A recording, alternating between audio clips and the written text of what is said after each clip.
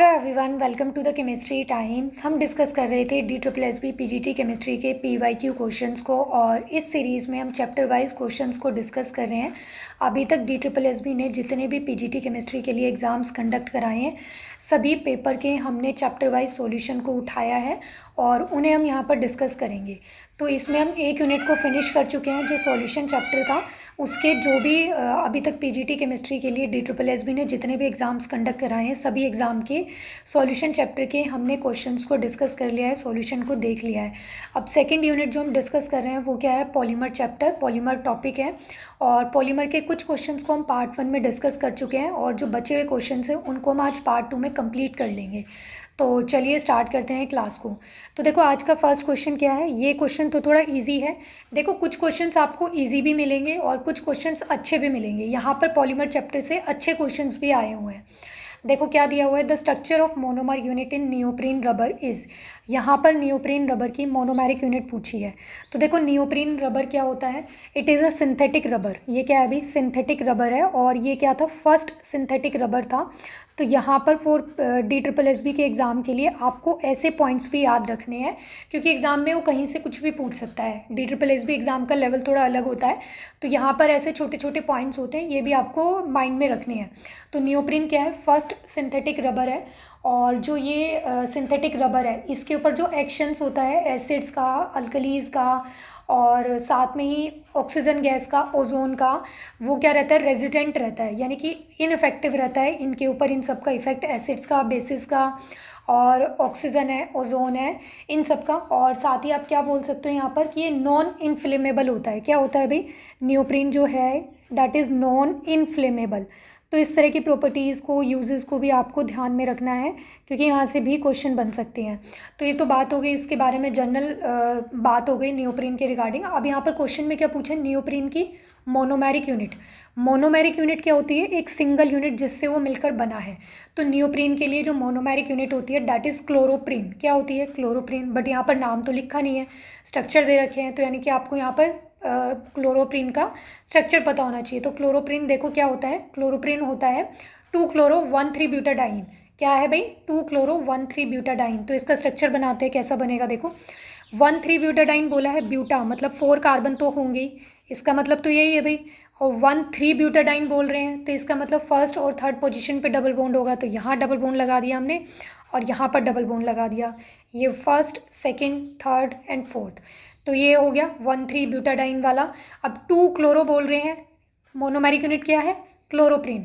Chloroprene क्या होता है? 2-chloro-1,3-ब्यूटाडाइन। तो 2 पे क्लोरो है, इट मीन्स यहाँ पर क्लोरीन लगाना है, तो ये आ गया क्लोरीन। अब क्या करना है? बाकी वैलेंसी कंप्लीट कर दो with the help of hydrogen. तो यहाँ पर क्या आ जाएगा? CH2। यहाँ पर कितने बॉन्ड है? कंप्लीट हो गया, कार्बन के चारों बॉन्ड बना रखे हैं। यहाँ पर क्या आ जाएगा? हाइड्रोजन। और यहाँ पर क्या आएगा? CH2। तो that is structure of chloroprene. ये क्या है? क्लोरोप्रीन है। और क्लोरोप्रीन का आयुपैक नेम क्या होगा? 2-chloro-1,3-ब्यूटाडाइन। अब यहाँ पर क्या होगा? n नंबर ऑफ यूनिट्स जो हैं इसकी पॉलीमराइज करेंगी। यहाँ पर क्या है? n नंबर ऑफ मॉलिक्यूल्स होंगे आपके, किसके पास भाई? किसके होंगे? क्लोरोप्रीन के होंगे। तो ये आपस में पॉलीमराइज करेगी, और पॉलीमराइज करके क्या फॉर्म कर लेते हैं? नियोप्रीन को बना लेते हैं। नियोप्रीन देखो कैसा होता है? नियोप्रीन क्या होता है? यहाँ पर ये इस तरह से स्क्वायर ब्रैकेट लगाते हैं। यहाँ पर क्या है? एंड पे देखो CH2। तो यहाँ पर इसमें जो मोनोमर से पॉलीमर बनाते हैं उसमें हम जनरली क्या करते हैं? डबल से सिंगल बॉन्ड, सिंगल से डबल बॉन्ड बना देते हैं। तो यहाँ पर क्या है? CH2। और यहाँ पर क्या आ जाएगा? फिर C। और ये क्लोरीन एज इट इज़, ये क्लोरीन एज इट इज़ आ जाएगा। फिर यहाँ पर सिंगल बॉन्ड है, तो यहाँ क्या आ जाएगा? Double bond. तो ये आ गया यहाँ पर CH, और यहाँ पर डबल के प्लेस पे क्या आ जाएगा? Single bond. तो ये बन गया इस तरह से। और यहाँ पर ये फिर स्क्वायर ब्रैकेट और कट लगा के आपको यहाँ पर क्या करना है? N। तो this is the structure of, आप बोल सकते हो रिप्रेजेंटेशन, किसके लिए भी? नियोप्रीन के लिए। तो मोनोमेरिक यूनिट क्या आ गई भाई? क्लोरोप्रीन आ गई। देखो अब आपको ऑप्शन में कौन सा स्ट्रक्चर करेक्ट दिया हुआ है।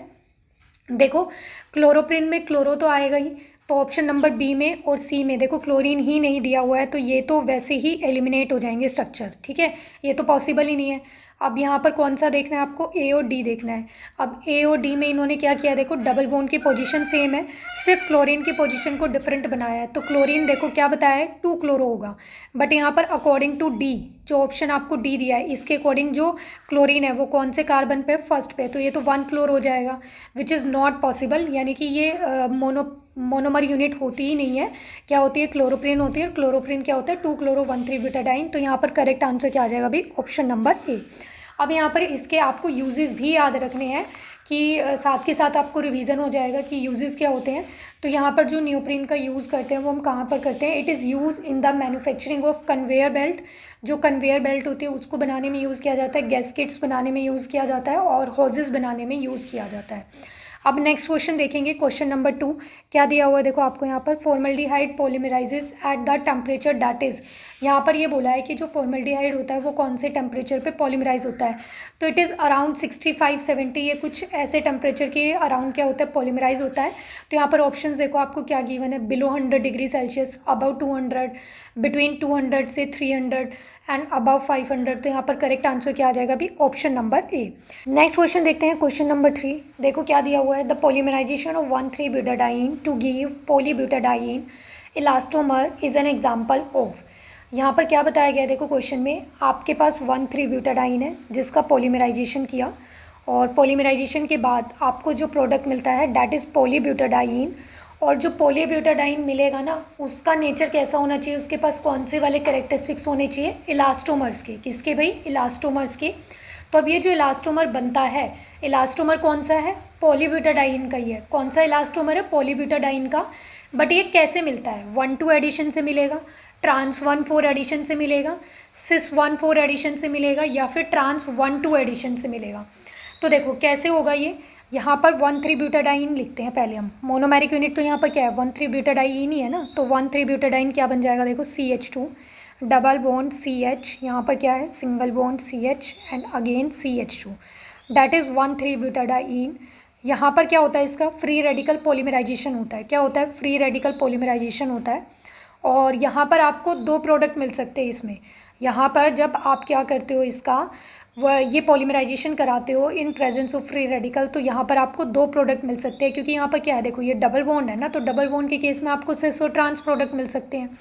तो जब आप 1,4 एडिशन कराते हो, ऐसे ही यहाँ पर 1,2 एडिशन भी होता है, बट यहाँ पर आपको 1,4 से ही प्रोडक्ट मिलेगा जो इलास्टोमर वाला है। तो इसलिए हम 1,4 एडिशन को ही डिस्कस करेंगे। तो यहाँ पर देखो, जब आप 1,4 एडिशन कराते हो तो यहाँ पर क्या होता है, एक ट्रांस प्रोडक्ट मिलता है, यानी कि एक ट्रांस पॉलीब्यूटाडाइन मिलेगा और एक सिस पॉलीब्यूटाडाइन मिलेगा। तो क्या क्या होते हैं देखो, ये कार्बन कार्बन डबल बॉन्ड। और जो ये ट्रांस वाला है, कैसे बनेगा? ट्रांस वाला तभी होता है जब क्या होते हैं, अपोजिट साइड्स सेम ग्रुप लगे होते हैं। तो यहाँ पर CH2, यहाँ CH2 और यहाँ पर हाइड्रोजन आ जाएगा और यहाँ हाइड्रोजन आ जाएगा। यहाँ पर देखो कार्बन कार्बन डबल बॉन्ड था ना, तो यहाँ पर क्या है? कार्बन कार्बन सिंगल बॉन्ड आ गया। यहाँ कार्बन कार्बन सिंगल बॉन्ड था तो यहाँ पर क्या है? डबल बॉन्ड आ गया। यहाँ डबल था तो यहाँ पर क्या हो गया? सिंगल हो गया। तो इसी तरह से चेंज करते हैं हम। तो यहाँ पर ये स्क्वायर ब्रैकेट लगाया और ये यहाँ पर ये बॉन्ड बनेगा और ये बॉन्ड, और ये क्या है देखो, अपोजिट साइड्स पे ग्रुप आए हैं सेम। तो ये कौन सा पॉलीमर बना है? यहाँ पर ट्रांस पॉलीब्यूटाडाइन बना है। क्या बना है? Trans polybutadiene. और ये क्या है? 1,4 एडिशन से मिला आपको। दूसरा सेम ऐसे क्या मिलेगा? सिस वाला मिलेगा। तो ये यहाँ पर देखो सिस वाला कैसे बनेगा, जब सेम साइड ग्रुप होते हैं सेम। तो यहाँ पर ये CH2 और ये CH2, यहाँ हाइड्रोजन आ जाएगा, यहाँ हाइड्रोजन, और ये इस तरह से यहाँ पर N नंबर यूनिट। तो ये आपको यहाँ पर क्या है? एक सिस मिलता है और एक ट्रांस मिलता है आफ्टर पॉलीमराइजेशन ऑफ 1,3-butadiene। अब देखो यहाँ पर क्या है, जो इलास्टोमर वाली प्रॉपर्टीज़ को रखता है ना, वो कौन सा यहाँ पर ये रखता है? ट्रांसफॉर्म या फिर सिस फॉर्म? कौन रखता है भाई? ये सिस फॉर्म रखता है। कौन रखता है? Cis form. तो यहाँ पर इस क्वेश्चन का करेक्ट आंसर क्या आ जाएगा अभी?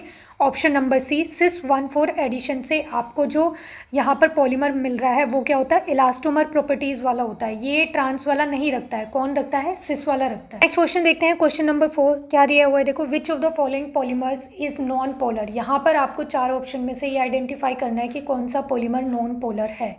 अब देखो ऐसा कोई क्लासिफिकेशन हम नहीं पढ़ते हैं कि पोलर पॉलीमर है या फिर नॉन पोलर पॉलीमर है, बट आप ऑप्शंस को देखोगे तो आराम से क्वेश्चन हो जाएगा। क्या है देखो, फर्स्ट ऑप्शन पॉलीप्रोपाइलिन। पॉली है मतलब ये आपको क्या गिवन है? पॉलीमर गिवन है। इसकी मोनोमेरिक यूनिट क्या बनेगी? प्रोपाइलिन बनेगी, क्योंकि पोली का क्या मतलब है? मैनी, यानी कि इतनी क्या है, नंबर ऑफ यूनिट्स किसकी भाई? प्रोपाइलिन की ऐड हो रही है, पॉलीमराइज हो रही है, तो आपको यहाँ पर पॉलीमर क्या मिल रहा है? पॉलीप्रोपाइलिन मिल रहा है। तो यहाँ पर प्रोपाइलिन क्या होता है देखो, क्या होगा? 3 कार्बन का हुआ है और CH2 डबल बॉन्ड CH3। आप इस तरह से लिख सकते हो, इसे लिख सकते हैं अभी। ये प्रोपाइलिन ही तो है, 3 कार्बन का है, डबल बॉन्ड आ गया। तो ये बस CH3 को ऐसे नीचे की तरफ लिख दिया है कार्बन के साथ। तो यहाँ पर क्या है, इसके जब आप n नंबर ऑफ यूनिट्स को क्या करते हो, पॉलीमराइज कराते हो, तो यहाँ पर जो आपको प्रोडक्ट मिलेगा वो क्या मिल जाएगा, देखो इस तरह से क्या है, ये यूनिट ऐसे कंबाइन हो जाएगी CH2, यहाँ पर डबल बॉन्ड के प्लेस पे क्या आएगा, सिंगल बॉन्ड, और यहाँ पर क्या आ जाएगा CH3, फिर अगेन CH2, यानी कि जो दूसरी यूनिट होगी उसका CH2, भाई n नंबर ऑफ यूनिट्स है ना, फिर CH2, फिर यहाँ पर डबल बॉन्ड के प्लेस पे क्या आ जाएगा, सिंगल बॉन्ड, और यहाँ पर CH3। ये इस तरह से यूनिट क्या है, आपस में कंबाइन होती जाएगी, जुड़ती जाएगी, पॉलीमराइज हो जाएगी। और शॉर्ट मतलब आप इसको कैसे लिख सकते हो, कंडेंस फॉर्म में CH2 CH3। तो ये यहाँ पर क्या बन गया है अभी, पॉलीप्रोपाइलिन। क्या बन गया है, पॉलीप्रोपाइलिन। आप देखो उसने नॉन पोलर बोला है, तो ये तो आपको पता ही होगा पोलर और नॉन पोलर क्या होता है। नॉन पोलर कब होते हैं, जब कोई इलेक्ट्रोनेगेटिविटी डिफरेंस वाले वहाँ पर क्या है मतलब एटम्स प्रेजेंट नहीं होते, एलिमेंट्स प्रेजेंट नहीं होते। जैसे फॉर एग्जांपल यहाँ पर H2 है, ये नॉन पोलर है क्योंकि यहाँ पर बॉन्ड किस में बन रहा है, हाइड्रोजन हाइड्रोजन में बन रहा है। और सेम ऐसे ही अगर यहाँ पर हमने HCl लिया तो ये क्या बोलोगे आप, इसे पोलर बोलते हो। क्यों, क्योंकि यहाँ पर क्लोरीन क्या है, more electronegative as compare to hydrogen, तो इस पर slightly negative slightly positive charge आएगा, मतलब कि यहाँ पर क्या है, डाइपोल बन गए। तो ये पोलर है या नॉन पोलर है। तो यहाँ पर देखो ये जो यहाँ पर पॉलीमर बना है, इसमें ऐसा कुछ तो है ही नहीं, कोई हेट्रो एटम, मतलब कोई डिफरेंट एटम तो है नहीं, कार्बन और हाइड्रोजन ही है, कार्बन कार्बन बॉन्ड ही बन रहे हैं। तो यहाँ पर क्या है, यही नॉन पोलर बनेगा। क्या बनेगा भी, नॉन पोलर पॉलीमर बनेगा। तो इस क्वेश्चन का करेक्ट आंसर क्या आ गया, ऑप्शन नंबर ए। बाकी के ऑप्शंस भी डिस्कस कर लेते हैं, फिर आपको अच्छे से क्लियर हो जाएगा। सेकंड क्या दिया हुआ है, देखो आपको एक्राइलोनाइट्राइल, क्या गिवन है, एक्राइलोनाइट्राइल। तो एक्राइलोनाइट्राइल से कौन सा पॉलीमर बनेगा भाई, यहाँ पर देखते हैं। तो एक्राइलोनाइट्राइल का स्ट्रक्चर क्या होता है, देखो CH2 डबल बॉन्ड CH, और यहाँ पर क्या आता है, CN होता है। ये क्या है, यहाँ पर एक्राइलोनाइट्राइल है। इसकी n नंबर ऑफ यूनिट्स क्या होती है अभी, पॉलीमराइज होती है, और यहाँ पर आपको क्या मिलता है, पॉली एक्राइलोनाइट्राइल, जिसे शॉर्ट फॉर्म में हम पैन भी बोलते हैं। तो यहाँ पर ये जब कंबाइन होगा तो क्या बन जाएगा, देखो CH2, यहाँ पर क्या आ जाएगा, सिंगल बॉन्ड CH, और ये इस तरह से CN। तो अब यहाँ पर देखो क्या है, ये क्या आ गया, एक इलेक्ट्रोनेगेटिविटी डिफरेंस वाला कार्बन मतलब ग्रुप आ गया ना यहाँ पर। तो यहाँ पर क्या है, ये पोलर वो बना सकता है, ठीक है, पोलर एंड्स बन सकते हैं यहाँ पर। तो ये क्या होगा, पोलर पॉलीमर होगा। ऐसे नेक्स्ट वाला देखो क्या है, PVC की फुल फॉर्म क्या होती है, पॉलीविनाइल क्लोराइड। तो यहाँ पर ये क्या बनेगा, देखो ये जो इसकी मोनोमेरिक यूनिट होती है वो क्या होती है, विनाइल क्लोराइड होती है PVC की। तो ये होती है CH2 डबल बॉन्ड CHCl। ये क्या है, यहाँ पर इसकी मोनोमेरिक यूनिट है PVC की, विनाइल क्लोराइड है।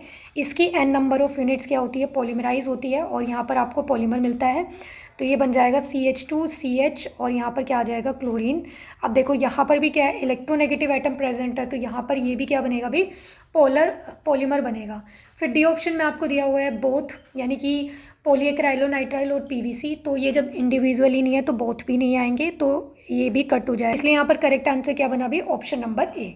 नेक्स्ट क्वेश्चन देखते हैं अभी, क्वेश्चन नंबर 5 क्या दिया हुआ है, a polymer sample contains 2 monodisperse system with molecular masses 30,000 and 50,000. If its weight average molecular mass is 42,500, what would be the ratio in which the two monodisperse system और bracket में आपको दिया हुआ है number of molecules are present in it. यहाँ पर आपको basically क्या करना है, दो पॉलीमर्स दिए हुए हैं जिनका मास यहाँ पर गिवन है 30,000 and 50,000। इनके लिए यहाँ पर आपको रेशो में बताना है कि कौन सा सैंपल कितनी रेशो में प्रेजेंट है, ठीक है, कितनी अमाउंट में प्रेजेंट है, बेसिकली आपको वो यहाँ पर आइडिया देना है। तो देखो मोनोडिस्पर्स पॉलीमर है, दोनों दो सैंपल लिए हैं, एक है जिसका मास 30,000 है, दूसरा है जिसका मास क्या है यहाँ पर 50,000 है, और इन दोनों का weight average molecular mass given है। वेट एवरेज मॉलिक्यूलर मास को हम कैसे डिनोट करते हैं, MW से। कैसे डिनोट करते हैं अभी, MW से। इस पर बार भी लगाते हैं, और इसका जो फॉर्मूला होता है वो क्या होता है, समेशन ऑफ, क्या लिख सकते हैं अभी, NI/MI का स्क्वायर, और यहाँ पर क्या है, नीचे क्या आ जाएगा, समेशन ऑफ NI/MI। अब यहाँ पर देखो I क्या है, मतलब I किस लिए आता है, जितने भी नंबर ऑफ पार्टिकल्स होते हैं, पॉलीमर्स होते हैं, उसके अकॉर्डिंग। यहाँ पर क्या है, दो ही है, तो यहाँ पर जो फॉर्मूला है वो देखो क्या क्या बन जाएगा, N1 M1 स्क्वायर प्लस में N2 M2 स्क्वायर, ये इस तरह से बन जाएगा। सेम ऐसे ही नीचे क्या आ जाएगा, यहाँ पर N1 M1 प्लस में N2 M2। अब यहाँ पर ये क्या है, M1 M2 तो क्या है यहाँ पर मास है, M1 M2 क्या है यहाँ पर मास है, और ये जो N है ये n क्या है यहाँ पर, नंबर ऑफ़ मॉलिक्यूल्स को रिप्रेजेंट कर रहा है। क्या है, नंबर ऑफ़ मॉलिक्यूल्स को रिप्रेजेंट कर रहा है। तो यहाँ पर देखो इस फॉर्मूले में हम सारे डाटा को पुट करेंगे जो आपको दिया हुआ है और कैलकुलेट करेंगे कि यहाँ पर जो दोनों पॉलीमर्स है वो कौन से रेशियो में प्रेजेंट है। तो यहाँ पर एवरेज जो मास आपको गिवन है वो कितना है भाई, 42,500। तो ये हमने यहाँ पर पुट कर लिया। और यहाँ पर N1 हम ये लेट कर लेते हैं यहाँ पर कि 30,000 वाले के जो नंबर ऑफ़ पार्टिकल्स है डैट इज़ x, और इसके लिए जो नंबर ऑफ़ पॉलीमर्स के मॉलिक्यूल्स है वो हैं y। तो यहाँ पर क्या आ जाएगा देखो, x मल्टीप्लाई में m1 का स्क्वायर मतलब 30,000 का स्क्वायर, क्या है भाई यहाँ पर 30,000 का स्क्वायर आ जाएगा। फिर प्लस में यहाँ पर इसके लिए हमने y लेट किया है, तो यहाँ पर y मल्टीप्लाई में यहाँ पर 50,000 का स्क्वायर आ जाएगा। तो ये आ गया। अपोन में डिनोमिनेटर में क्या लिखना है आपको, मल्टीप्लाई में लिखना है नंबर ऑफ़ पार्टिकल्स मॉलिक्यूल्स को और किसके साथ, मास के साथ, और फिर ऐड कर देना है। तो यहाँ पर क्या बन जाएगा, ये डायरेक्ट लिख रही हूँ मैं, 30,000 x प्लस में यहाँ पर कितना आ जाएगा 50,000 y। इतनी बात आ गई समझ में। अब आगे देखो क्या करना है, क्रॉस मल्टीप्लाई करेंगे। आगे क्या करना है, क्रॉस मल्टीप्लाई करेंगे। तो यहाँ पर ये क्या बन जाएगा देखो, ये 42,500 के साथ मल्टीप्लाई होगा क्या भाई 30,000 x प्लस में यहाँ पर क्या है 50,000 y, ये इसके साथ मल्टीप्लाई होगा इक्वल टू में, ये पूरा आ जाएगा इसके साथ। तो इसे जब सॉल्व करेंगे तो यहाँ पर ये क्या बनेगा देखो, यहाँ पर कितना आ जाएगा, ये 3 का स्क्वायर तो कितना होता है 9 होता है, और यहाँ पर 4 ज़ीरो है, तो इनका स्क्वायर करेंगे तो यहाँ पर टोटल ज़ीरो कितनी हो जाएगी 8 हो जाएगी। तो यहाँ पर आप इसे ऐसे भी लिख सकते हो, 3 का स्क्वायर 9 है, तो इसे मैंने ऐसे लिख दिया 9x मल्टीप्लाई में 10⁸8, ठीक है। प्लस में सेम ऐसे यहाँ पर 5 का स्क्वायर क्या होगा 25, और यहाँ पर 4 ज़ीरो है, 4 ज़ीरो का स्क्वायर करेंगे मतलब देखो जैसे 10 का स्क्वायर करते हैं तो क्या होता है 100 होता है।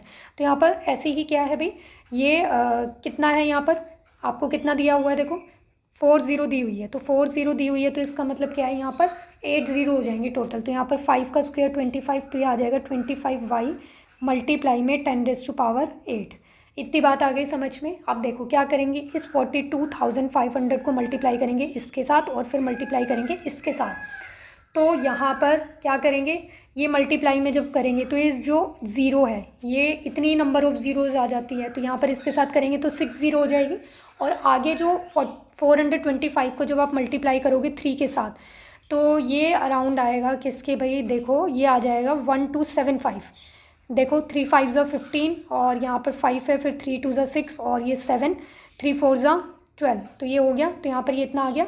अब देखो टोटल ज़ीरो कितनी हो गई यहाँ पर 6 हो गई, तो ये आ गया 10⁻6। और यहाँ पर मैं x भी लिख देती हूँ इसके साथ, क्योंकि x भी तो है मल्टीप्लाई में। फिर सेम ऐसे इसके साथ करेंगे तो यहाँ पर भी क्या है टोटल 6 ही ज़ीरो आएंगे, तो यहाँ पर भी 10⁻6। और इसे जब 5 से मल्टीप्लाई करेंगे तो ये हो जाएगा 5 5 ज़ा 25 और 2, तो ये कितना आ जाएगा यहाँ पर, ये आ जाएगा 2125। कितना आ गया 2125y, क्योंकि इसके साथ क्या है y मल्टीप्लाई में। यहाँ पर क्या है 9x इंटू में, यहाँ पर चलो ये कॉमन ले लेते हैं। क्या कॉमन लेते हैं, पावर, क्योंकि दोनों के पास क्या है सेम है 10⁸8। ये कॉमन लिया तो यहाँ पर ब्रैकेट में क्या आ जाएगा 9x प्लस में 25y, ये आ गया। अब क्या करेंगे, यहाँ से 10⁻6 को कॉमन ले लेंगे, तो यहाँ से हमने 10⁻6 को कॉमन लिया, तो ये अंदर बच गया ब्रैकेट में 1275x प्लस में 2125y और इज इक्वल टू में ये सेम आ जाएगा 10⁸8 मल्टी मतलब ब्रैकेट में 9x प्लस में 25y। अब क्या है, ये और ये आपस में क्या है मल्टीप्लाई में, मतलब इधर ये डिजिट और मतलब ये और ये कंप्लीट और ये पूरा मल्टीप्लाई में है। तो अब ये इस साइड आएगा तो डिवीज़न में आ सकता है, तो यहाँ पर क्या बचेगा 1275 x प्लस में 2125y इज इक्वल टू में यहाँ पर क्या आ जाएगा 10⁸8 अपॉन में 10⁻6 और यहाँ पर क्या है 9x प्लस में 25y, ये आ गया। अब यहाँ पर क्या है, ये 6 पावर से इसकी 6 पावर कैंसिल हो जाएगी, मतलब यहाँ पर क्या बचेगा 10⁻2 बचेगा। क्या बच गया 10⁻2, इट मीन्स 100 बची है। यहाँ पर क्या बचा है अभी 100 बची है। तो देखो आगे कैसे सॉल्व करेंगे इसे, इस 100 को मैं यहाँ पर इससे भी मल्टीप्लाई कर देती हूँ और इससे भी, तो यहाँ पर ये क्या बन जाएगा देखो 1275x प्लस में 2125y इज इक्वल टू में ये आ जाएगा 900x प्लस में और साथ में क्या आ जाएगा 2500y। अब क्या करना है, सिंपली सॉल्व करना है। x वाली टर्म को एक साथ ले आओ और y वाली को एक साथ ले आओ। तो यहाँ पर हमने क्या किया 1275x माइनस 900 कर दिया x और इज इक्वल टू में इस साइड 2500y माइनस का 2125y। अब इन्हें सब्ट्रैक्ट करके देखो तो यहाँ पर क्या आ जाएगा, यहाँ पर ये आ जाएगा एज इट इज़ 5 आ जाएगा। फिर यहाँ पर ये क्या है 7, तो ये यहाँ पर 7 भी आ गया, और फिर 12 में से 9 गया 3, तो ये आ गया 375x, और यहाँ पर भी ये 375y ही बचेगा।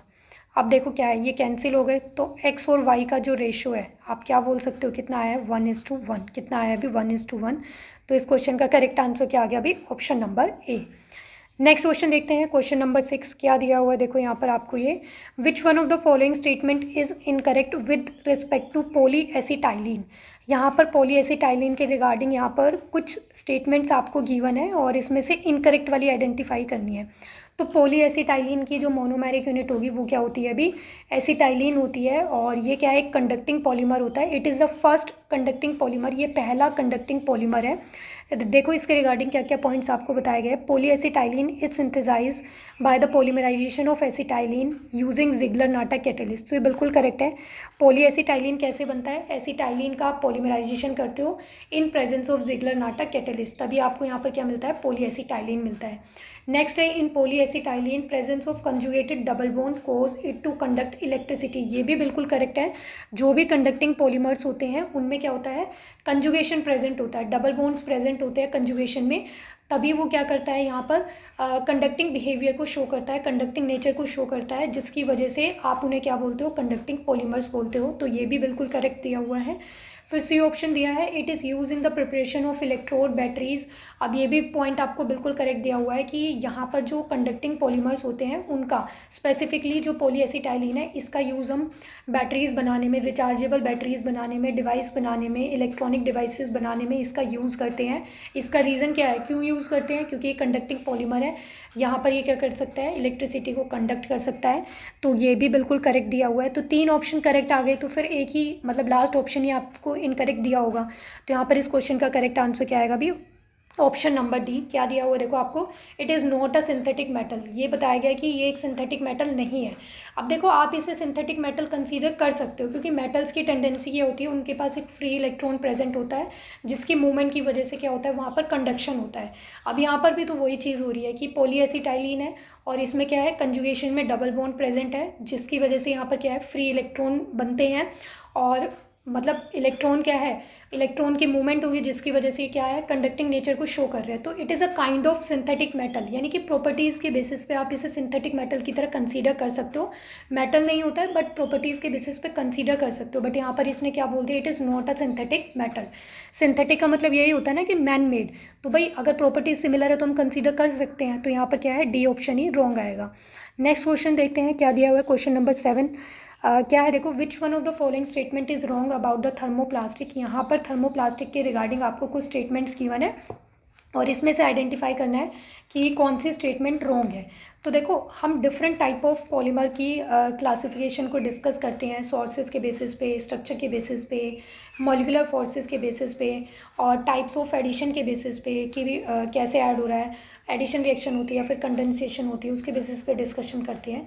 तो जो थर्मोप्लास्टिक पॉलीमर्स होते हैं ये बेसिस ऑफ मॉलिक्यूलर फोर्सेस के बेसिस पे होते हैं।